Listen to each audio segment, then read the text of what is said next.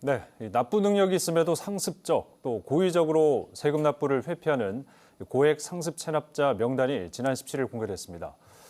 지방세와 지방행정제재, 부가금 등 지방세 외 체납자가 법인을 포함해서 전국에 1,296명으로 발표가 됐습니다. 이 중에 부산에서도 610명이 포함이 됐습니다. 고액 상습 체납자를 대상으로 징수 활동을 하는 부산시 정기영 징세특별기동팀장 스튜디오에 나와 계십니다. 예, 팀장님 어서 오십시오. 반갑습니다. 부산에서도 610명 고액 상습 체납자로 이제 명단에 포함이 됐는데 뭐 발표 기준이 있습니까? 얼마의 체납액이? 기준은 그 체납 발생일로부터 1년이 경과되고 체납액이 1천만 원 이상인 체납자를 대상으로 하고 있습니다. 그렇군요. 이렇게 대대적으로 명단을 공개하는 이유가 있을 것 같거든요. 그 우선 그 체납자가 그 고의적으로 세금 납부를 회피할 경우에 재산을 빼돌린 경우에 저희들이 직접적으로 징수하는데 좀 어려움을 많이 겪을 수 있습니다. 그런 경우에는 아까 말씀드린 조건에 해당되는 체납자분들에 대해서 성명과 그 나이, 주소, 체납액 등을 공개함으로써 그분에게 심리적으로 압박을 가하고 그 결과 자진 납부를 유도하려고 하는데 뭐 그러함으로써 이제 건전한 납세 풍토를 조성하려고 명단 공개 제도를 도입해서 시행하고 있습니다.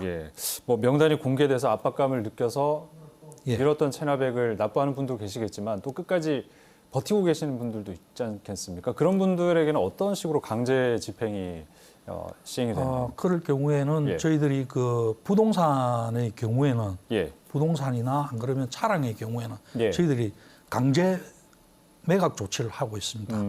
그 매각 대금을 가지고 세금 납부에 충당을 하고 있죠. 또 다른 경우는 또 어떤 식으로? 그리고 이제 그 외에 이제 예금이라든지 보험금 같은 경우에는 저희들이 압류를 하고 직접적으로 추심 조치를 합니다. 그러면 이제 그 금융기관에서 저희들한테 세금의 체납액에 해당되는 금액을 저희들한테 송금을 해주시면은 저희들이 또 납부 처리를 하고 금융자산 같은 경우는 그렇게 이제 동결시키는 경우가 있고요. 근데 요즘 체납자들 참 다양한 방법으로 이제 탈세도 하고요. 최근래는 그 암호화폐 같은 경우에 그 취득하시는 분들이 좀 있으신데 그 경우는 안 그러면 올해 뭐 주식 작년하고 올해는 주식 시장이 굉장히 활성화됐는데 그러한 경우에는 저희들이 압류를 하고 그 즉시 이제 그 거래소에 해당 거래소에 매각 요청을 하면 시가로 그걸 매각을 하게 됩니다. 그 똑같이 이제 그 매각한 대금은 저희들이 그 송금을 받아서 수납 처리를 하고 그렇게 조치를 하고 있습니다. 근데 이제 고액 체납자의 집을 찾아간다거나 이런 경우도 있지 않습니까? 그럴 때 좀 여러 가지 징수의 어려움도 많으실 것 같은데요. 그런 경우에 이제 주로 현금을 가지고 금융기관에 예금을 하지 않고 집에 보관을 하시거나 안 그러면 고가의 기금속이라든지 금괴 이런 경우는 뭐 집에 보관하고 계신 경우가 있습니다. 안 그러면은 거기 그 시중은행의 대여금고에 또 그걸 보관하신 경우가 있는데 저희들이 그 가택 수색을 하거나 대여금고를 그 봉인 조치를 한 이후에 개문 조치를 해서 그 안에 있는 뭐 현금이라든지 기금속이라든지 그런 걸 가끔씩 저희들도 그 점유를 하는 경우가 있습니다. 그렇군요. 고액 체납자의 경우에 강력한 좀 제재 수단이 필요하지 않을까? 워낙 좀 악의적이고 상습적이고 거액의 체납액이 있다 보니까요. 좀 강제할 수 있는 수단이 좀 보완돼야 된다고 생각하시는 게 있을 것 같거든요. 어떻습니까?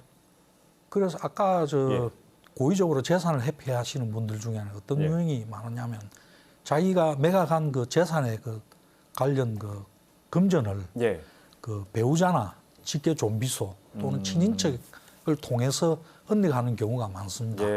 그래서 최근에 이제 올 5월 달부터 그 특정 금융 거래법이라에 저희들이 그런 경우에 추적을 할 수 있는 그 권한이 그 지방자치단체에 부여가 됐습니다.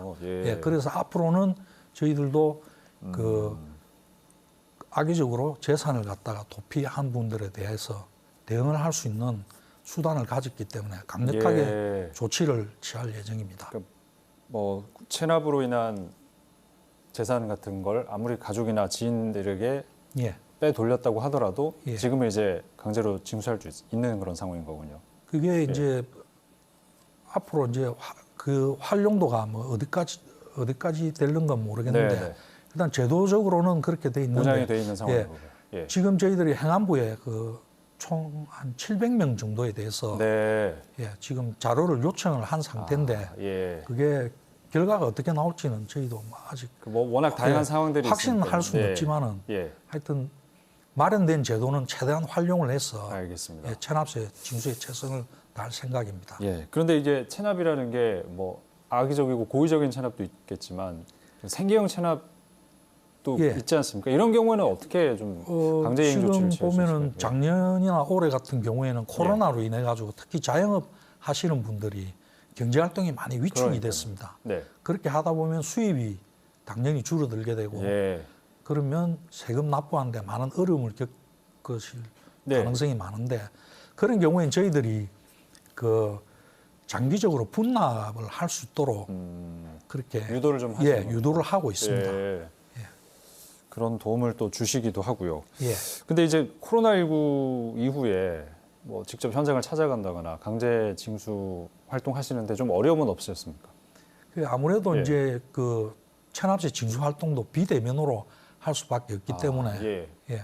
아까 말씀드린 뭐 네, 비트코인이라든지 네, 네.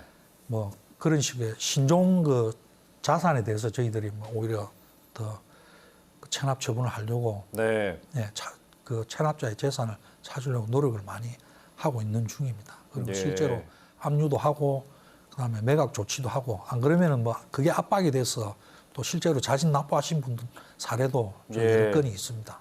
그렇군요. 네. 이런 강제 징수 통해서 다시 걷어들이게 되는 세금은 시 재정에 아무래도 좀 보탬이 되는 겁니까?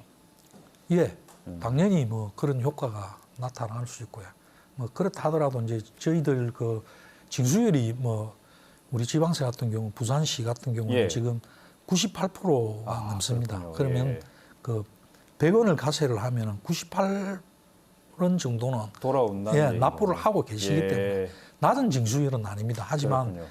그 조세 형평성상 그렇죠. 사회 그 분위기 조사 대다수 예. 납세자들께서는 성실하게 맞습니다. 납세 의무를 이행하는데 그 이행하지 않고 있는 2%에 대해서는 저희들이 조세 정의를 위해서는 반드시 예, 네.